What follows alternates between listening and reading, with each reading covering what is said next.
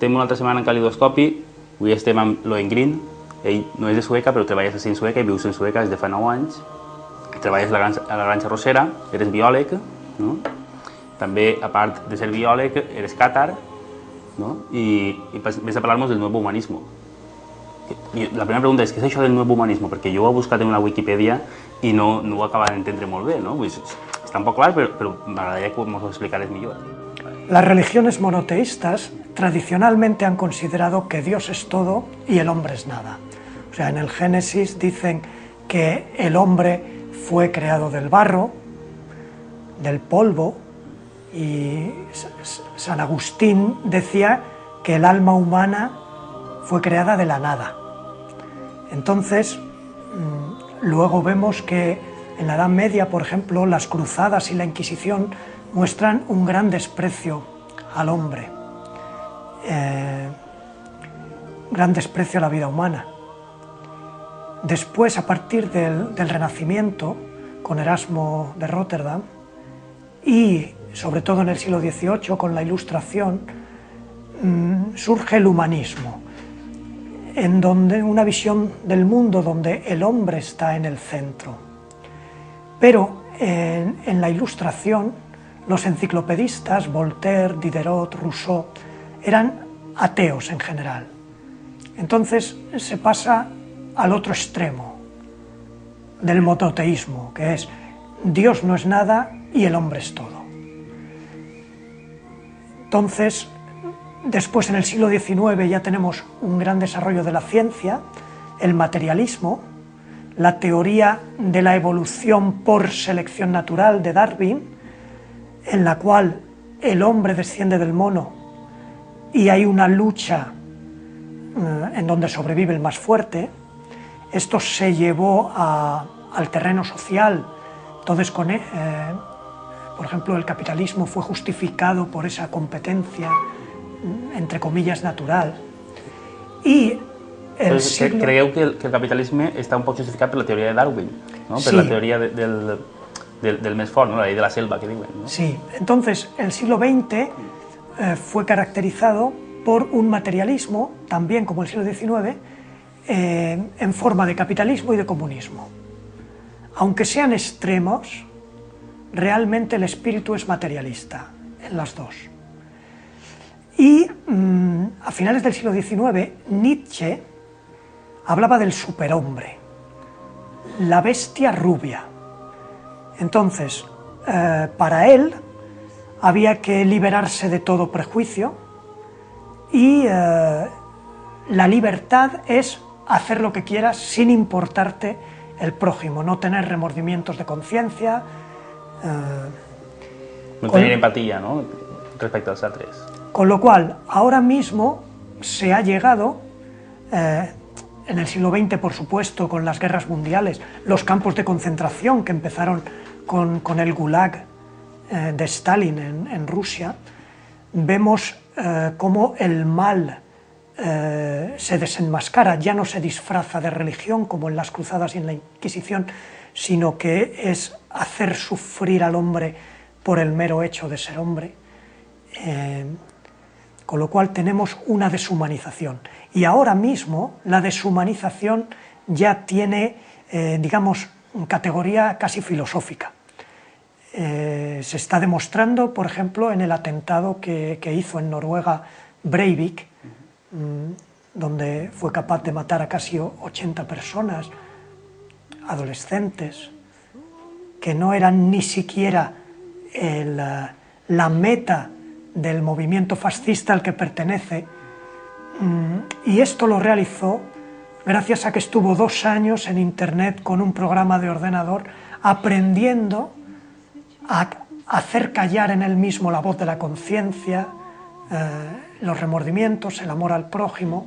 Él, por ejemplo, cuando iba a matar a un policía, sintió unas voces que le decían no lo hagas, pero se superó a sí mismo, superó lo humano que él tenía y llevó a cabo las matanzas. Con lo cual tenemos aquí una pérdida de humanidad. Y esto, por supuesto, Hitler tomó de Nietzsche, y antes de Nietzsche, perdón.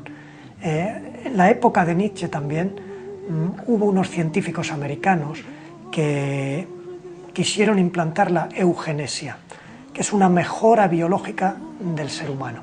O sea, que solo se reproduzcan los más listos, los más fuertes. No solo son los nazis... Una selección artificial, ¿no? Sí, no solo son los nazis los racistas, sino que esto viene de atrás. Bueno, frente a todos estos movimientos, Juan de Sangrial, que es el fundador del nuevo catarismo, propone el nuevo humanismo. En el nuevo humanismo el hombre también está en el centro, igual que en el humanismo antiguo, pero está en el centro no por ser hombre, sino por ser capaz de manifestar la divinidad. Entonces, nosotros vemos ahora que hay una crisis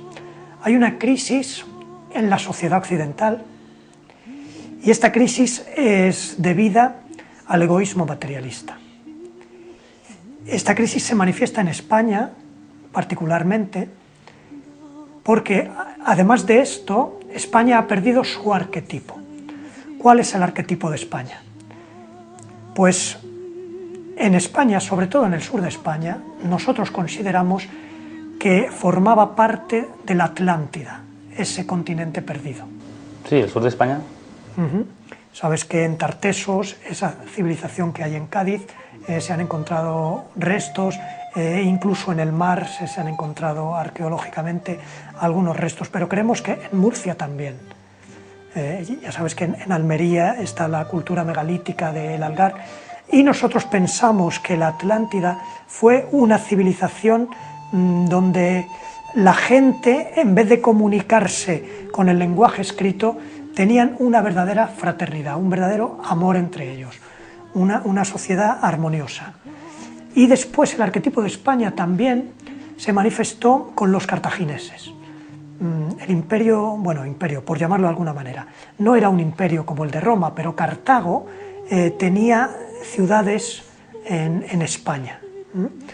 Eran pueblos fraternales, y el general Aníbal, sabéis que con sus elefantes atravesó España para ir contra Roma.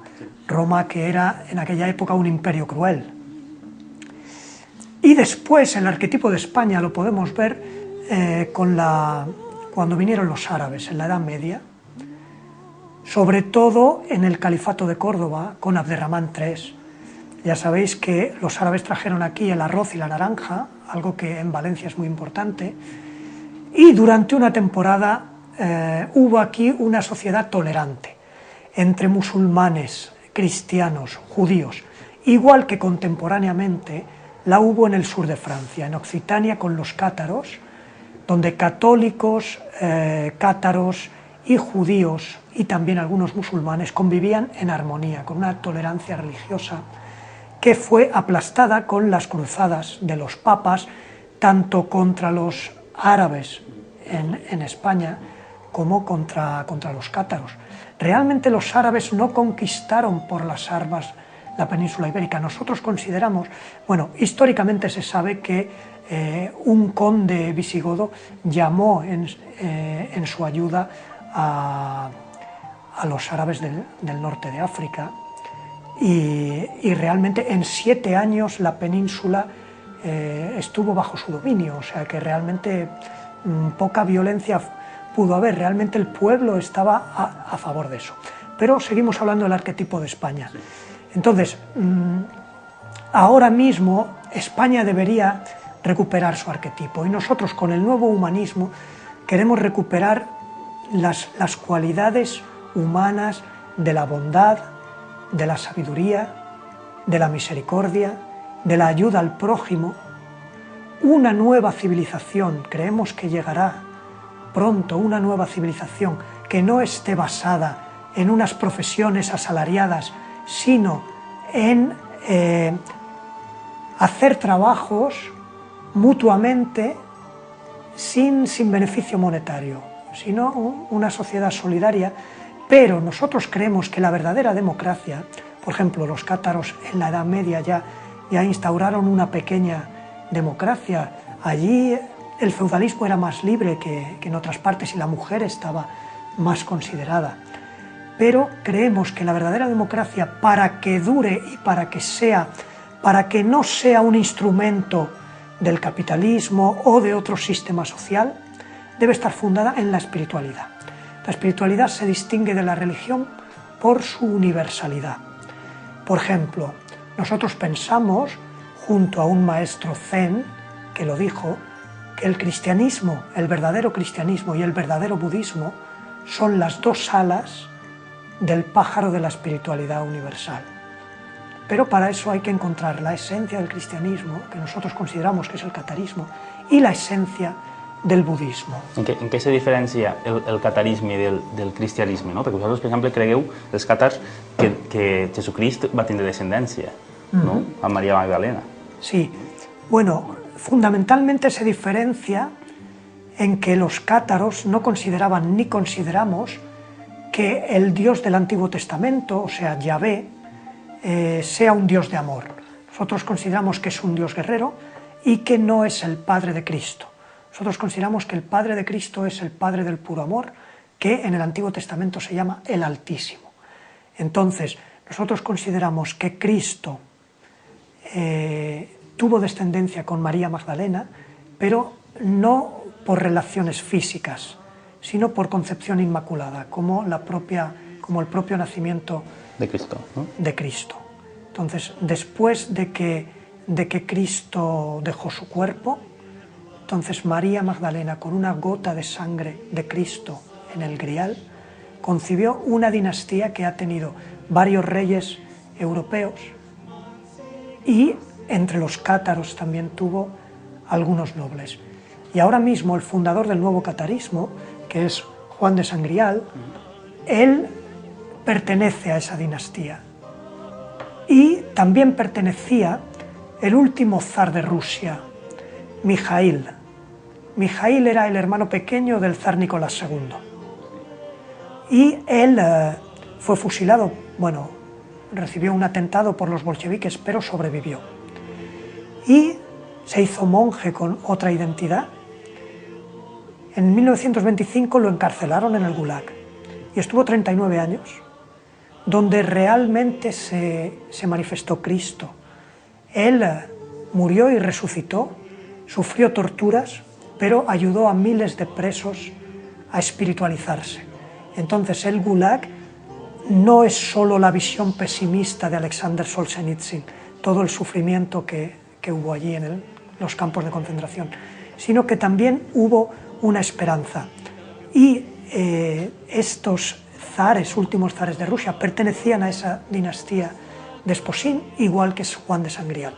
Entonces, nosotros pensamos que ahora es momento de que se manifieste el verdadero Cristo, el verdadero Padre del puro amor y la verdadera Virgen, la Madre del puro amor, el aspecto femenino de Dios. Es algo que las religiones machistas han olvidado, pero en muchas civilizaciones hay una figura de diosa del amor, de madre de la humanidad, y una de sus manifestaciones es la Virgen María en el cristianismo, pero otra en el budismo es Guanmin, la Bodhisattva Guanmin, también en el taoísmo.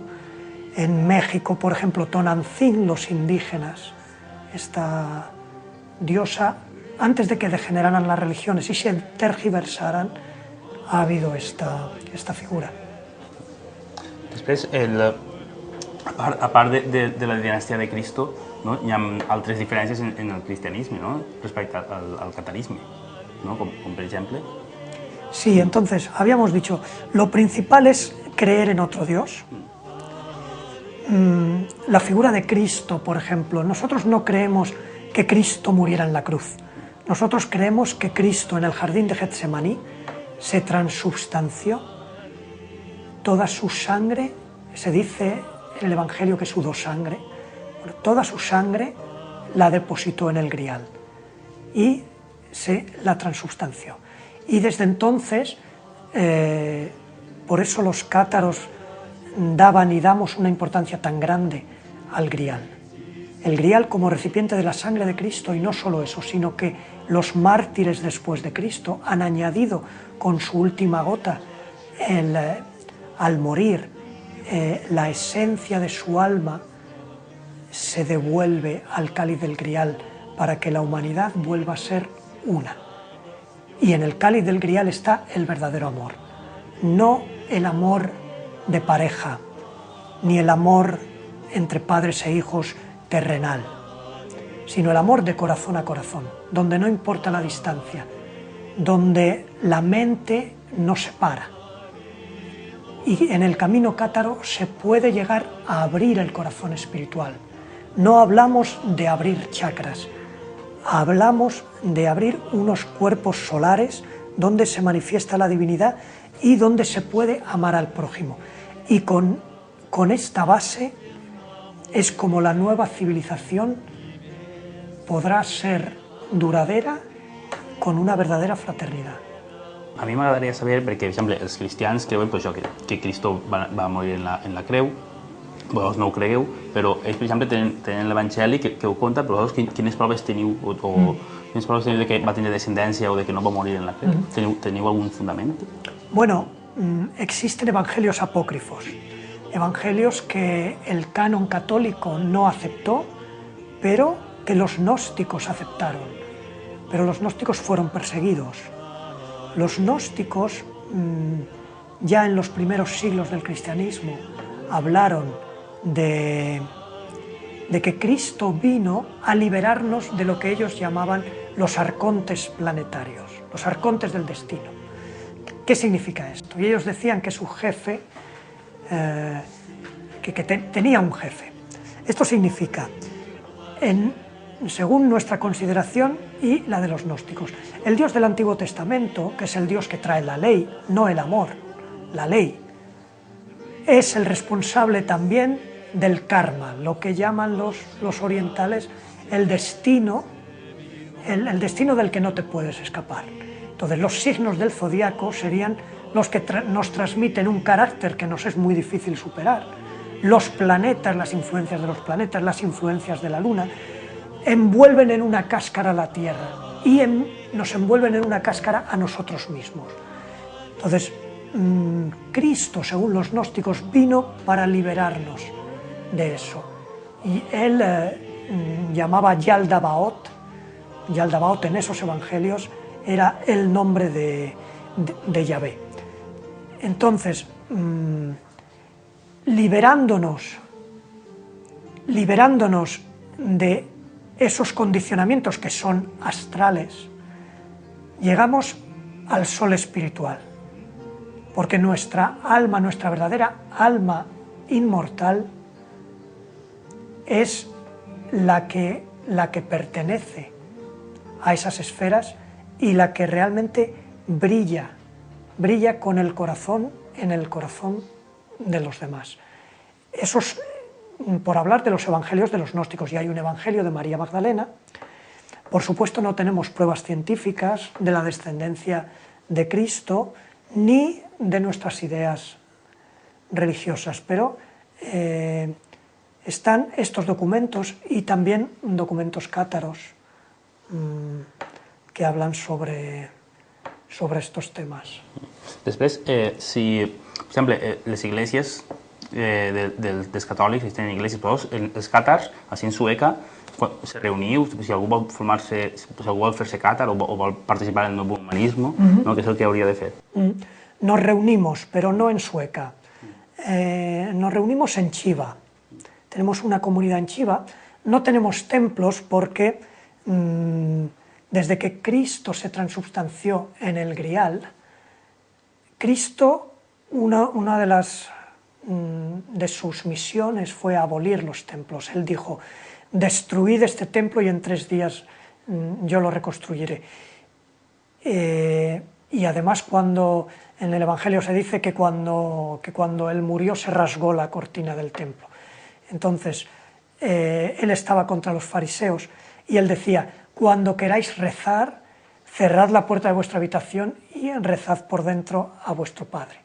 Él hablaba del Padre que está en los cielos, él Él decía, vosotros no conocéis a mi Padre, mientras que los fariseos conocían perfectamente a Yahvé de las Escrituras. Por eso es una de las razones por la que decimos que no se refieren a Él.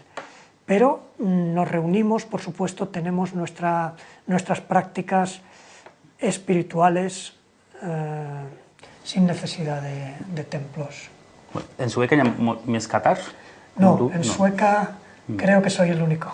I de l'associació del Nuevo Humanismo sí que hi ha altres o també sou els càtars? El Nuevo Humanismo... El Nuevo Humanismo abarca moltes més associacions, ¿no? Y moltes... Bueno, a pesar de que Juan de Sangrial ha sido el que lo ha propuesto, es algo universal. Nosotros no nos cerramos, nosotros no decimos el catarismo es el único camino espiritual, el catarismo es la única verdad. No, se puede llegar a la verdad, se puede llegar al amor por varios caminos. Es verdad que nuestro camino es especialmente un camino de amor, es verdad que es un camino especialmente rápido, un camino de vida, no simplemente unos mandamientos que se cumplen una vez a la semana. Pero el nuevo humanismo, toda persona bondadosa puede adherirse, puede desarrollarlo. Y de hecho Juan de Sangrial piensa que el nuevo humanismo no va a triunfar por motivos religiosos, sino que serán personas laicas, pero altruistas, filántropas, quienes lo extenderán. Així tenim molts llibres, suposo que seran càtars, no? Són bueno, Juan de Sangrial, tots són de Juan de Sangrial, ¿no? Per exemple, ¿nos podéis hablar un poc, ¿no?, de estos llibres? Bueno, sí. Juan de Sangrial es una figura universal, realmente un humanista. Él ha viajado por todo el mundo, se ha entrevistado con líderes de muchas religiones, tiene premios internacionales, es un escritor que ha escrito unos 450 libros. Él también es pianista y ha interpretado música clásica tocada de manera espiritual. Esta es una música que puede curar. Esta música, siempre tenim a Beethoven, ¿no? Sí, Beethoven, Mozart, eran realmente ungidos musicales. Ahora mismo ya no se puede componer tal música, pero esta música viene de las... ¿Por qué no? Porque viene de las esferas celestiales. Y ahora mismo la música actual, aunque tenga melodías bonitas, no llega a tocar tanto el corazón. Y esta música la hemos puesto en algunos hospitales, pero no es solo una música relajante, sino una música que puede despertar el interior de nosotros mismos. Y los libros también están escritos de forma que elevan la conciencia, pero hablan de la auténtica historia, hablan de los temas que hemos dicho. Y Juan de Sangrial, él está dispuesto a entablar un diálogo con cualquier organización que realmente se interese por el nuevo humanismo para que el germen de la nueva civilización se instaure. ¿Tú lo conoces? ¿Has hablado con él? Sí, a pesar de su grandeza humana, de ser un místico y un filósofo, él es una persona muy sencilla porque él abre su corazón y él va al corazón del prójimo.